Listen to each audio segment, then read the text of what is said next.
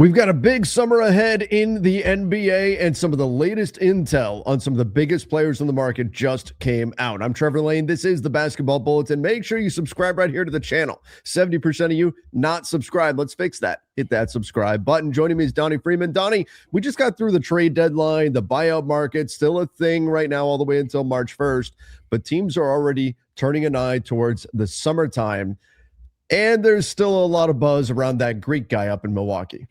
Oh, yeah, that's going to be the thing. This is what everyone is mostly planning for, the teams that are interested in him, which is probably at least half the league. Yeah. They're making calls, maybe setting some stuff in order to make sure they can try to make a run at him when available to do so. The key thing here is available to do so, because we've heard a lot of back and forth. Oh, they're going to trade him. Oh, they're not. Giannis himself, I want to stay, but hey, they may get tired of me. He said a couple of days ago when you're on vacation. When you were on vacation, he had another one of those where he said, I want to win in Milwaukee, but if it's not clear that's going to happen, then maybe that's where, we have to make other decisions, basically. So there's a lot of different ways that could all go. And frankly, unless he comes out and just says, I don't want to leave, we're never going to hear the end of this. No. Okay, hold on. He did say that, but without the asterisk. Like the follow-up. Saying he doesn't want. I don't want to leave. I want to win in Milwaukee, and I'm going to stay here regardless. Just come out and say that. It's like saying I want to eat nothing but pizza and lose weight. Like you can't do both, man. You can't do both of those things. It's not going to happen. You can't eat nothing but pizza and lose weight. Yeah, one piece a day, and that's it. And then you're at this crazy calorie deficit. You can eat these. You can eat the low calorie pizzas. I get the low calorie, but you get the point. I want to eat nothing. I want to eat 4,000 calories of junk food a day and lose weight. Well, unless you're like an Olympic swimmer burning 8,000 calories a day, it ain't happening. You're right. Giannis, it's not going to happen. You can't stay in Milwaukee and win a championship. Decide what you want to do. That's it. That's what he's got to figure out. And if he wants to win a championship, fine. You got to do it somewhere else. But this is Jake Fisher today said league sources continue to indicate loud and clear that the Bucks did entertain and discuss Giannis trade frameworks like never before during the final week leading up to the February 5th trade buzzer. Donnie, this is multiple people saying this is why the whole charade from the Bucks of trying to paint the media as the ones that are inventing this situation out of thin air, why it's such bullshit. What they've been doing. Giannis too. Hey, no, let's call it what it is. It is. It's absurd. It's ridiculous. People aren't just making this stuff up.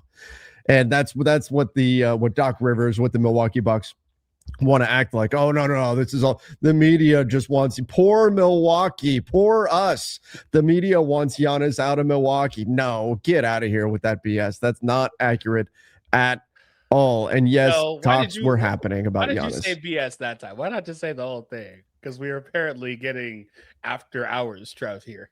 I didn't want to draw another reaction out of you. You seemed offended the first time around, so I thought I would soften it a little bit for your sake.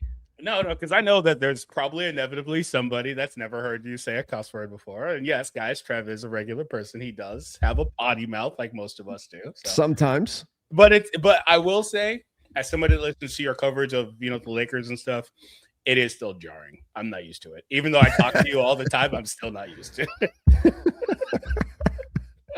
it. You've heard me say far worse. I'm still not used to it. Oh my gosh. But no, I agree with you.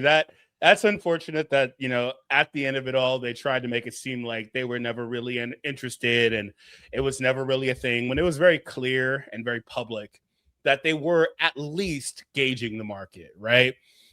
We were at a point where it was like, okay, we're not going to trade Giannis and he's not going to ask for a trade. So we're at a standstill. He's just not going to get moved unless the Bucks make the decision ultimately to move on from him.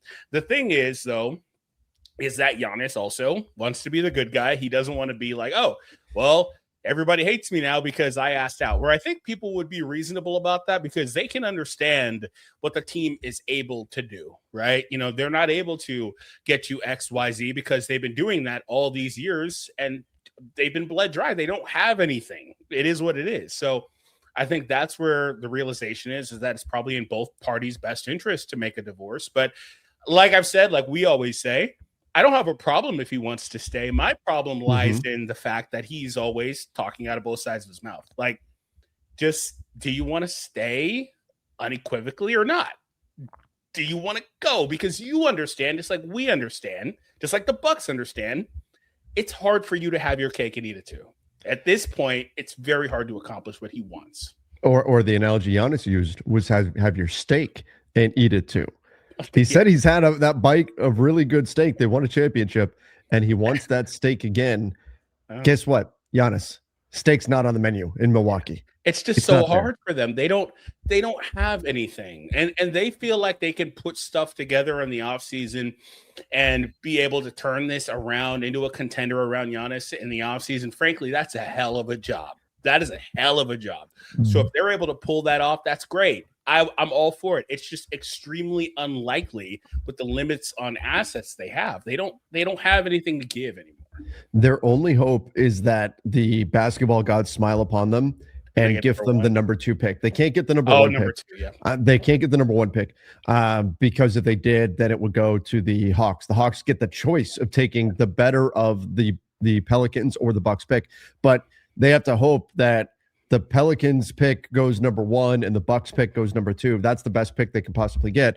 They have to hope the basketball gods smile upon them and get them that. And then they can either make that pick or use it as an asset. That's their only shot at getting a piece that would suddenly vault them into contention. Like if some team was willing to give up a bunch in order to get that number 2 pick from them, maybe that gives them the kind of firepower. So the draft lottery, we'll talk more about the lottery in a minute, going to be very, very important. But you can see right now they're the 10th spot in terms of lottery odds here. Let's spin the wheel and see, do the basketball gods smile upon the Bucks?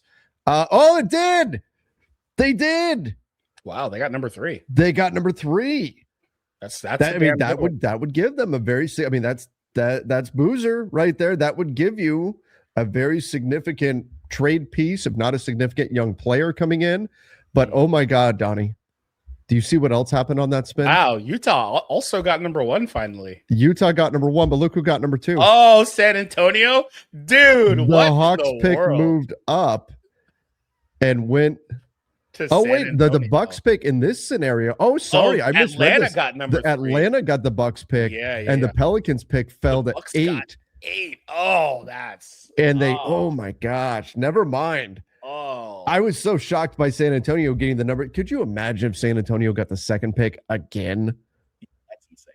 That should not be allowed. That should not be allowed. Well, actually, they're trying to kick that out right now. We saw that. We saw that yesterday. Yeah, but that's not going to go in effect until next year. The Spurs will be screaming at everybody as soon as they got this pick. As soon as the pick was made, they would say, "Get rid of the tanking rules. We don't want anybody else getting top picks ever again." No more consecutive top 4 picks. It's terrible for the league. We just did it so bad. We have to put a stop to this. Actually, so I misread this. This is the Hawks get the 3rd pick and the Bucks get the 8th pick. That would not get it done. That would not be enough. That's actually really interesting because they actually landed 2, but that went to San Antonio. But they took 3 instead, while New Orleans fell probably as far as they can fall. Yeah, all the way almost 4 spots. That's brutal. And the Pacers, we're going to talk about them in a minute, giving up the 6th pick. Yeah. Their pick's only top 4 protected to the Clippers. That's insane for Utah. They were buyers too. They're going to be super good. If this were this is actually how this looked at, they would be really good going into next season. Exactly. Because I think 2 years in a row they wound up falling as far as they could fall, right? Certainly last year they did. I think something like that. The Pistons did it, I think, 2 years in a row. Giannis also said he really wants to win a championship with the Bucks, but might have to pivot to another option if he's not able to win another one in Milwaukee. Yeah, that's what I was talking about earlier. He's setting up. His attempts, though, to be the good guy have had the exact opposite effect. They've made him the bad guy around the NBA. They're making it because people are sick of it. Yeah. People are tired of it. Jake Fisher did say the Giannis trade, he thinks it's going to happen this summer. And this summer, there's going to be more viable suitors. The Lakers being a team that are going to become a suitor. The Brooklyn Nets could potentially use Michael Porter Jr. either as somebody to pair with Giannis or as a piece to go out in order to get Giannis. Now, the question is, can the Nets immediately pivot to being a championship contending team? They would have to make a lot of other moves than just Giannis. But still, some teams to keep an eye on. And then let's say, as Jake Fisher notes, let's say San Antonio or Houston, who both said, no, we don't want Giannis. We want to build around this young core for the foreseeable future. We want to keep all of our young guys, and that's fine as a strategy. What if one of them gets bounced in the first round, unexpectedly gets bounced in the first round? Does that then change their thought process and cause them to go in and get Giannis? Kind of like, the Warriors, right? When they lost in the finals and then went and got Kevin Durant that summer, where had they won, that probably doesn't happen with KD winding up going to Golden State. So I do wonder if we could see something there too, with these teams that have a lot of assets. Put the Thunder in that mix too. Do they suddenly jump into the fray if they wind up exiting the playoffs earlier than expected? Yeah, I think those things are absolutely possible. The Thunder have always scared me because I know they don't want to rock the boat too much, but I feel like if they wanted to, they could get in here and scoop up Giannis for just an immense amount of picks or whatever it is, but they just obviously are not really trying to do so. But in terms of Giannis, I think that for the Bucks to come to the realization that the trade needs to be done with Giannis as well, maybe he comes to that realization. This is also going to be pretty late in the offseason. I don't think this is something they decide to do on draft day or around there. I think it's going to probably be towards the end of free agency, just so maybe even later. Yeah, exactly, because also his extension's in there too. But you at that point see what you can put together with this roster if you do want to try to remain competitive and say, Giannis, look, this is what we got. This is our plan. Do you want to be here or not? And go from there. But that's something that could take a very long time, which if you're a team interested in trading for him, obviously you'd rather get the opportunity to get him regardless. But the earlier in the offseason, the better. Shoot, if you could have pulled it off at the deadline, that would have been amazing, right? If you are a team waiting to trade for Giannis, their patience is going to be tested, because there's going to be a point where free agency starts moving and Giannis is still sitting out there, and it may not come to shove until October. Sheesh. And you may wind up missing some of free agency if you're waiting on Giannis Antetokounmpo. And that's where, again, I think there's going to be there's already a lot of frustration, a lot of negativity being thrown at Giannis. I don't think he even realizes what he's doing by approaching this the way that he has. But that's going to get even worse this summer if teams are sitting waiting for the Bucks to figure out, and Giannis to figure out what it is that they're doing, and you're missing out on free agency as a result. Yeah, I think this is a very complicated situation for him just because of the ties to the city, to the organization, for him, his family, etc. I absolutely understand and empathize with that. But I think if your end goal is to just be a Milwaukee great, obviously you're still going to go down as one of the greatest players ever, winning a chip, all these things. Yeah. Statistically, okay.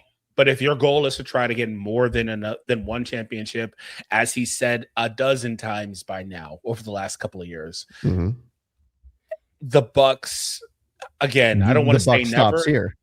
I don't want to say never. Needs to come to an end. But it looks like this is time for you to kind of call it. Especially another thing we haven't talked about was them largely mortgaging their flexibility by the Damian Lillard decision.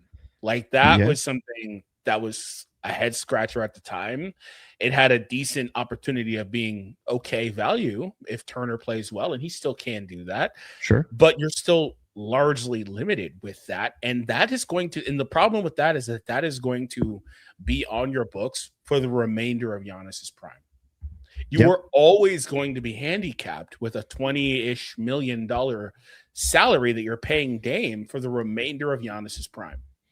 And so it makes it that much harder for you to make these decisions unless you're willing to really go into luxury taxes, which most contending teams are, but second apron, all these things, right? Well, and even then, that's going to come with roster building restrictions. So that dead money sitting on your books is a significant hindrance, because you effectively have less cap space than everybody else has to work with, except for, I guess, the Phoenix Suns, because they also have the Bradley Beal dead money sitting on their books. But you have less money. It's simply because you've got dead money sitting on your books to Dame Lillard, which you used to sign Miles Turner, and that hasn't quite worked out the way the Bucks wanted it to. But Milwaukee could move on from Giannis and actually bring in another beleaguered star, and that's Ja Morant. I'm going to get to that right in just a moment. Don't go anywhere. I wanted to let you know that Sleeper is the #1 best way to experience and connect over sports together. It's a one-stop shop for all of your sports needs. You can celebrate and chat on games in real time with other users. Get the fastest scores, blazing fast news, and alerts right at your fingertips. Play in fantasy leagues and explore team picks markets within the app so you can enjoy sports the way they are meant to be enjoyed, which is together. Sign up today using promo code Bulletin and you'll get up to a $100 match on your first deposit. Terms and conditions apply. See Sleeper's terms of use for details. Team picks are part of Sleeper's regulated activities. They involve risk and outcomes are not guaranteed. Past performance is not indicative of future results. Currently operational in over 25 states. Check out Sleeper today. All right. So, according to Jake Fisher, Ja Morant didn't have much of a trade market this summer, no matter how seriously the Grizzlies explored their options. There were reports that the Grizzlies even explored taking on bad money in order to get positive value assets for Ja Morant, and the deal just never came to fruition. Sacramento only had modest interest. Miami inquired about Morant with the idea of acquiring him in a deal similar to the one for Trae Young, and the Heat were not actively pushing for Morant in the days leading up to the deadline because Giannis is their primary target. And I don't think the Grizzlies were in a position where they wanted to trade Ja for a Trae Young-like package, which is just expiring salary effectively and an okay youngish player. That's all they got for Trae Young. So the Grizzlies are going to try again this summer with Ja Morant, but there is a scenario where Milwaukee could trade for Ja. Numerous teams came away from the deadline believing that the Bucks' interest in Morant was genuine, whether that was to install him as their eventual successor to Antetokounmpo as the face of the franchise, or because they believed they could actually make a Giannis and Ja pairing work. I think both of those ideas, a Giannis and Ja pairing and the idea of transitioning from Giannis to Ja, are bad ideas. I don't like either one of those plans at all for Milwaukee.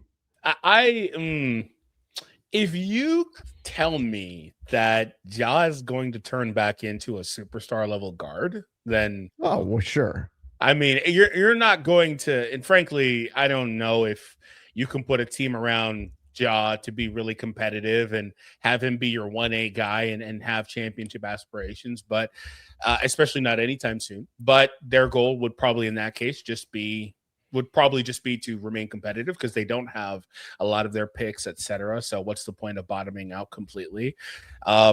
And in terms of putting him with Giannis, that would be something I would have thought they would be more inclined to do, because that's another chip you can go to Giannis and say, "Hey, yeah, we got you, Ja. Like this is another guy with some cachet, another guard that's going to be able to put pressure on the rim, take some pressure off of you as a player, and you can rely on this guy to go out there and get us 25 points, a night. I think they'd have to make some other roster decisions because that is a very clunky fit. Because I think people get this perception Giannis is like this pick and roll and cut type big. He's not really like that. He's a guy that likes to play with the ball in his hands, and he wants guys that do those things and space the floor for him. Ja and him will have a very clunky fit. Similarly, I think Giannis has a clunky fit with a lot of other star guards.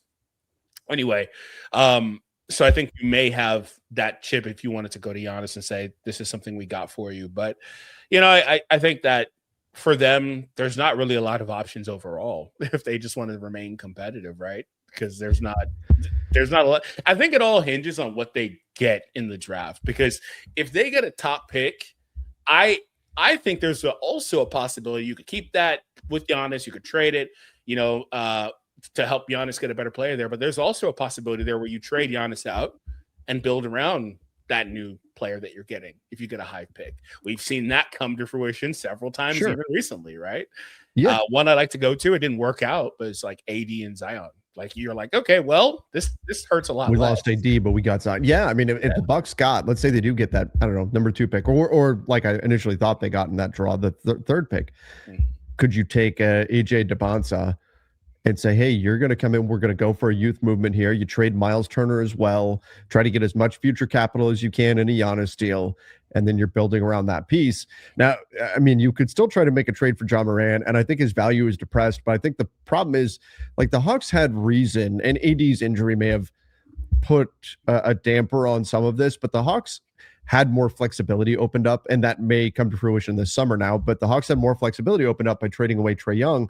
I don't think the Grizzlies look at Ja the same way in terms of, hey, let's just open up flexibility. I think they want actual tangible stuff for Ja Morant.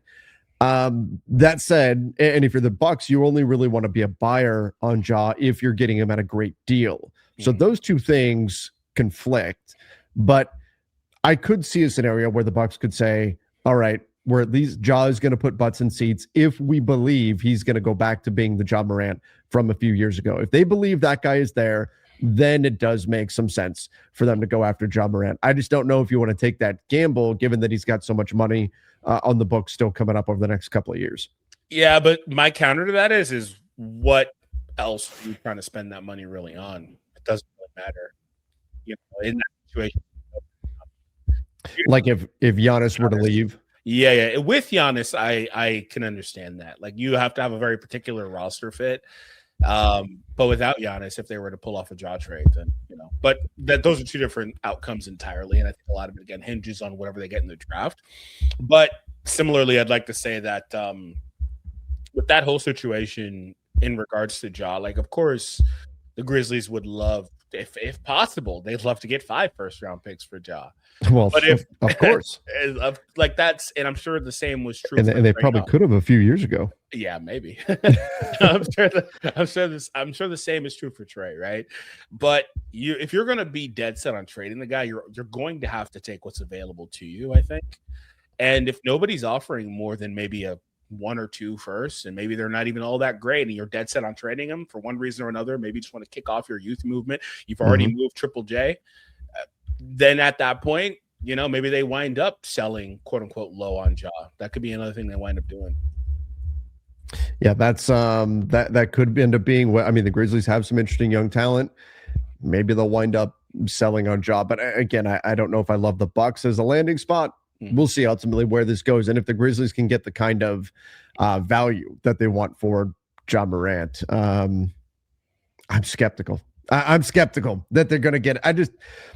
If you told me Ja's going to become the guy that he used to be, great, but I need to see that. If I'm on a team, I need to see that first before I'm going to buy that Ja's going to magically go back to being the player that he once was. Too much off the court stuff, too much of the of all of that too that goes hand in hand. If he was this model citizen, you can say, okay, he's the kind of guy we want to take a chance on. Like, this could go, the floor for a Ja Morant trade for a team looking to trade for him is very low, where you could wind up with not only a player who doesn't produce at a high level on the floor, but also a bunch of headaches off the court. And that's why I think the Grizzlies are still going to face a tough market this summer trying to trade Ja.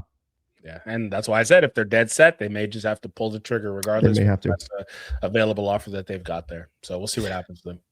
All right, so one of the big deals at the trade deadline this year was the Pacers landing Ivica Zubac. Weird in a way that the 3 biggest buyers on the market are tanking teams, with the Jaren Jackson Jr. deal, the Ivica Zubac deal, the Anthony Davis deal. Those are teams in the Jazz, the Wizards, and the Pacers who have no interest in winning games right now, to the point where the NBA is stepping in and trying to do something about it, finding 2 of those 3 teams that I just named, and are going to be changing their rules this summer to try to stop teams from following in their footsteps.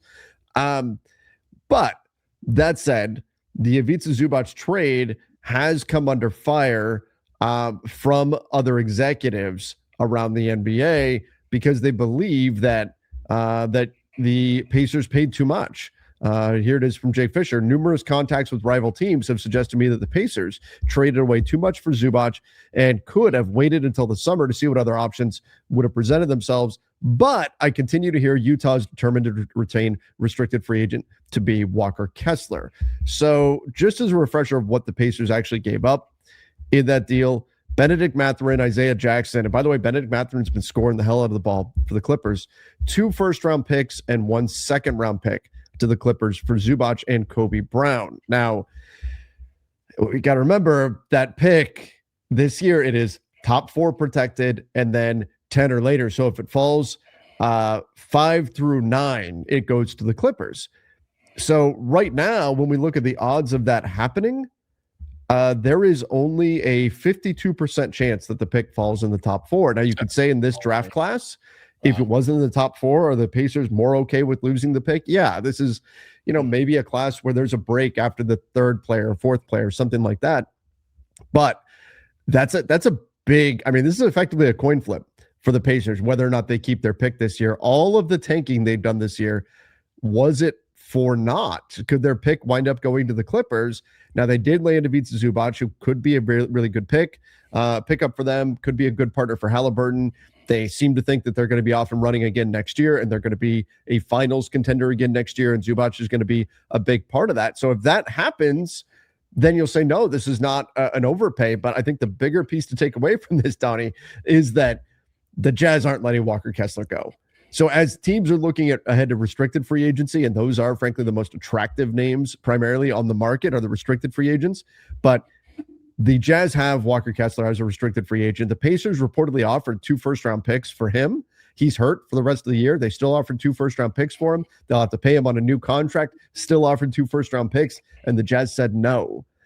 That tells you, Donnie, that the Jazz are not going to let Walker Kessler go. And with that being the thought process, if it was, we really want Walker Kessler, we know the Jazz are not going to let him go this summer, let's just go ahead and get Zubac right now, then try to deal with getting whoever else might be out there on the center market this summer.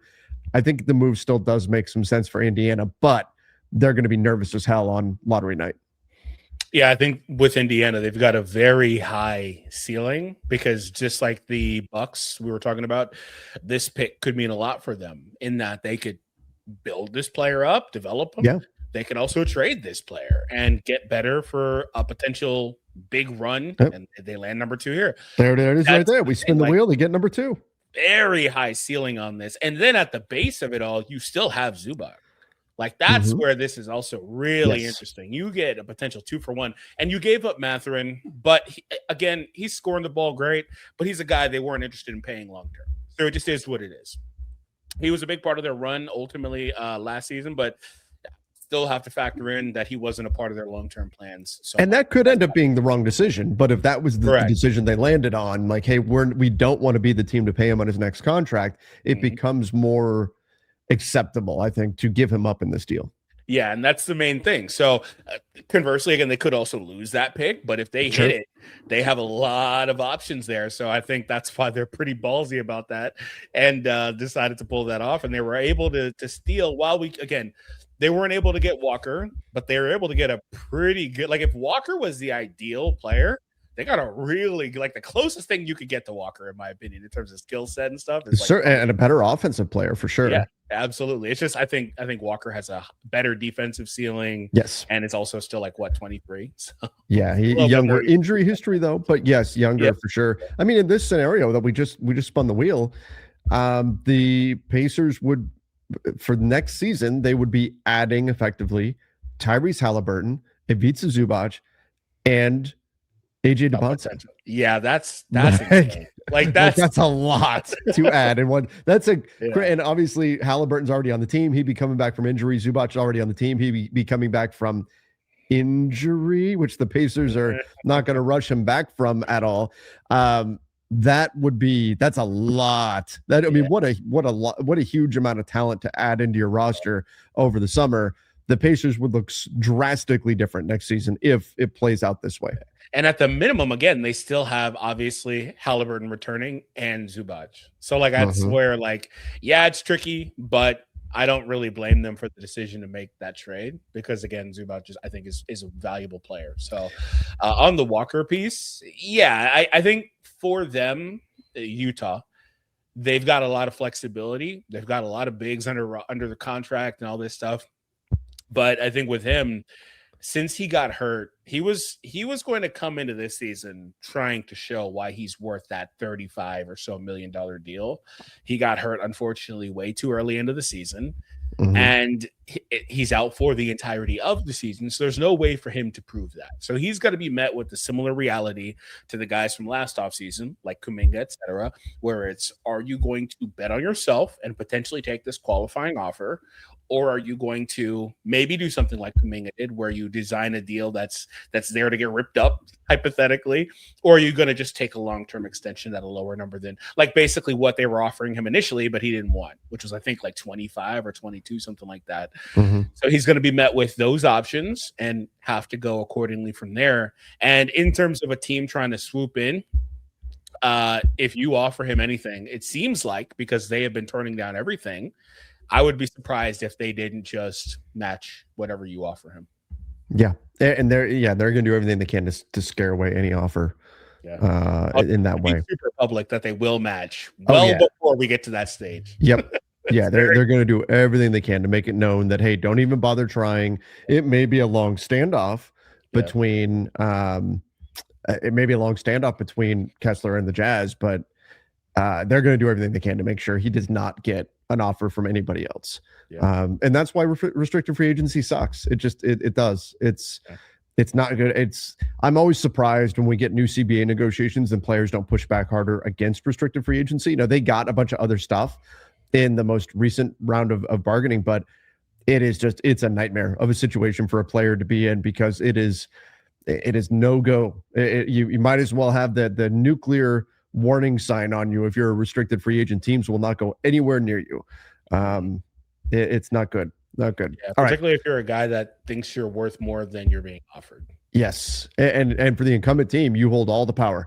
So teams are emboldened in that scenario to just, say, hey, here's what we're going to give you, take it or leave it. The qualifying offer is the only recourse there. And that's what, Cam Thomas wound up taking, Quentin Grimes. But this is, this will be an interesting situation to watch with Kessler. But I think the Jazz, their words are going to say, we won't let Walker Kessler go. Their actions so far have said they won't let Walker Kessler go. So that, I think, speaks volumes more so than just the Jazz saying they won't let him go, which if that's the case, then maybe the Pacers made the right decision going after Ivica Zubac. I would expect the other teams that have restricted free agents like Watson, like Tari Eason, these guys those teams are going to make it known too that they will match any offer. Now, some teams may challenge them on that, but those are the perils of restricted free agency. Yep. And if you're a team that, like, for example, hypothetically the Lakers, that you have one very big task in this offseason, and that is to build a contender around Luka ASAP. Ideally this offseason, which means you can need 2 to 3 new starters in there, etc. If you make the mistake potentially of offering something to one of these guys and they sit on that offer the entire time, you're going to get... Which they're going to. Yeah, which they will. You're going to get screwed. So I almost would prefer to just stay away from those guys, because they're basically traps if you're teams that has a lot of work to do. Unless you can do something like they did in 2020 where they chased Kawhi and were like, hey, if this doesn't happen, we'll go to all these other guys. Like the Warriors this offseason.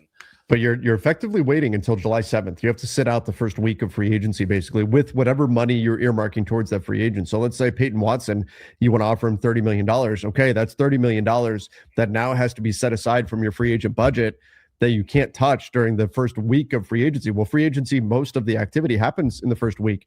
Now, if it's most of free agency has come and gone, it's July 10th, you weren't able to spend your cap space the way you wanted to, you still have money left over, then go ahead and throw an offer out there, see if it gets matched, and go from there. You'd have a 24-hour match clock to figure things out, but it's still not an ideal situation. And you will have already missed on a bunch of players in order to get to that point where the 24-hour countdown is not all that punitive, because most of free agency has come and gone by that point.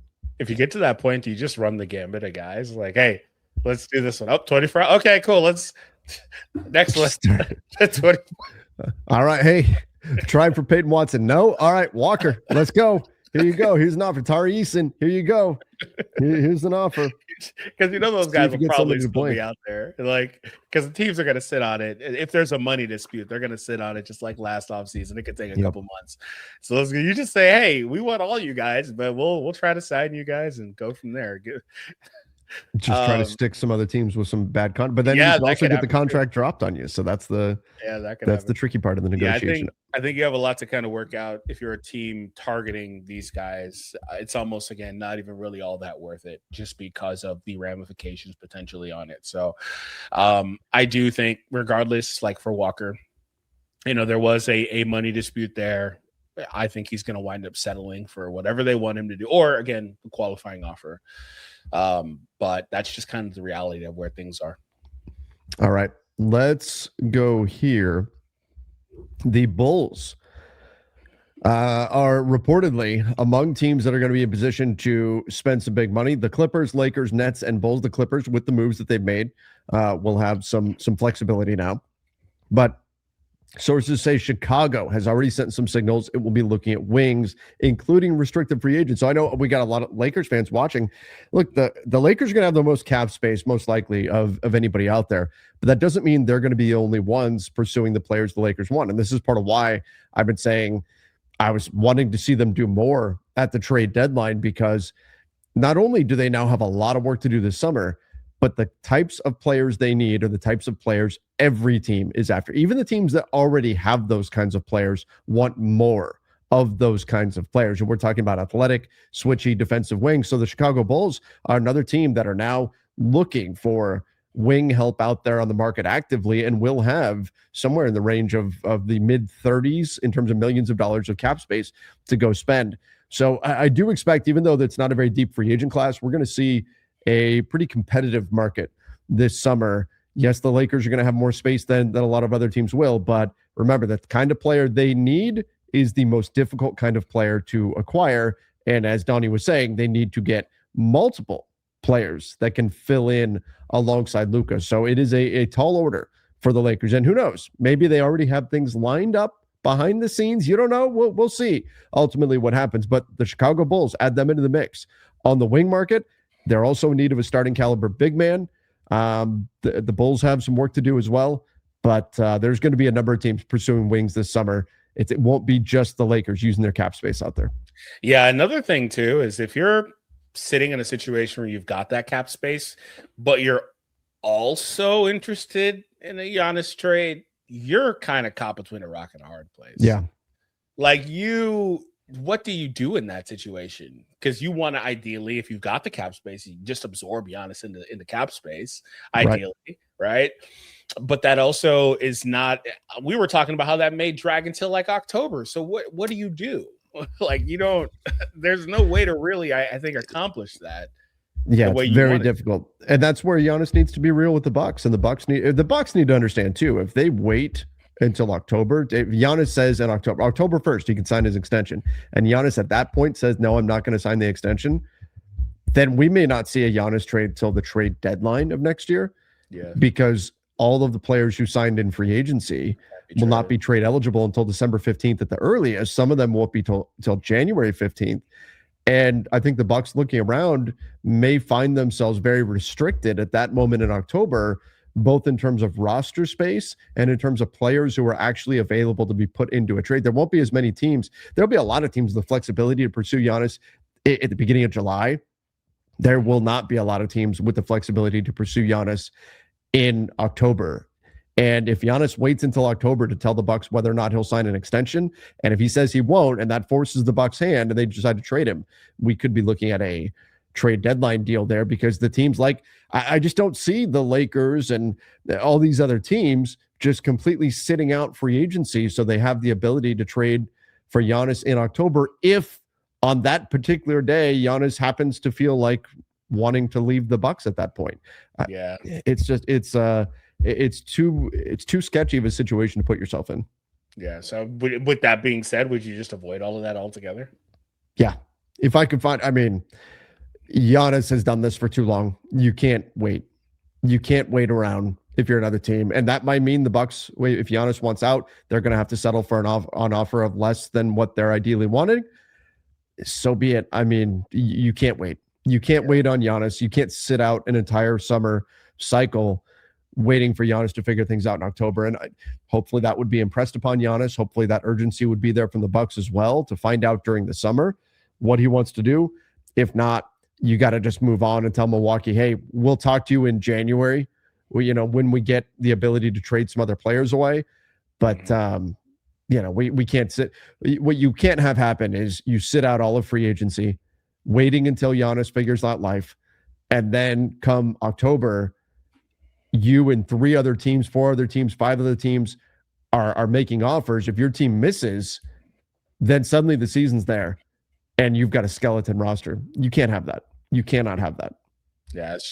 So I would imagine then, again, like we talked about earlier with the Giannis stuff, I'd have to imagine that him and his camp, they know this stuff. There's no way they can't know this stuff.